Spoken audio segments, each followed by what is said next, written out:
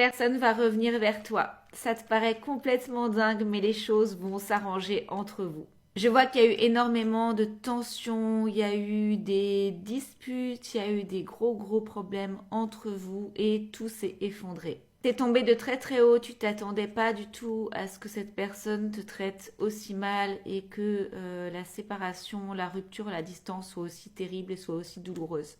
T'es vraiment pas bien, tu repasses en boucle dans ta tête tout ce qui s'est passé, les dernières choses que vous avez échangées et tu te demandes si tu aurais dû réagir différemment, tu aurais aussi voulu que cette personne ne se comporte pas comme ça parce que t'es vraiment effondré de son comportement.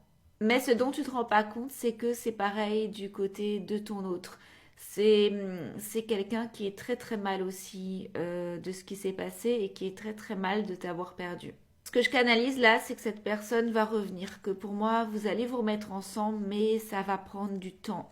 Parce que ça va prendre du temps qu'il admette ou qu'elle admette ses erreurs. On me dit, c'est que les choses vont quand même faire son chemin dans sa tête et que ça va arriver. Cette personne va prendre conscience des choses, cette personne va prendre conscience que tu as raison, cette personne va prendre conscience que tes reproches sont 100% justifiés et que c'est lui ou elle qui agit mal ou qui n'assure pas en réalité.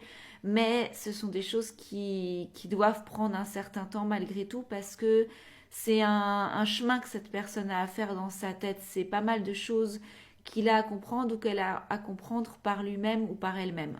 Ouais, je vois pas mal d'inconscient, je vois pas mal de ténèbres aussi, je vois pas mal de choses à affronter, de peurs inconscientes à affronter, de noirceur à affronter de son côté. C'est quelqu'un qui a du mal à regarder ses blessures en face, quelqu'un qui a du mal à regarder ses traumas en face. Et en fait, c'est ça qui génère ce qui va pas entre vous.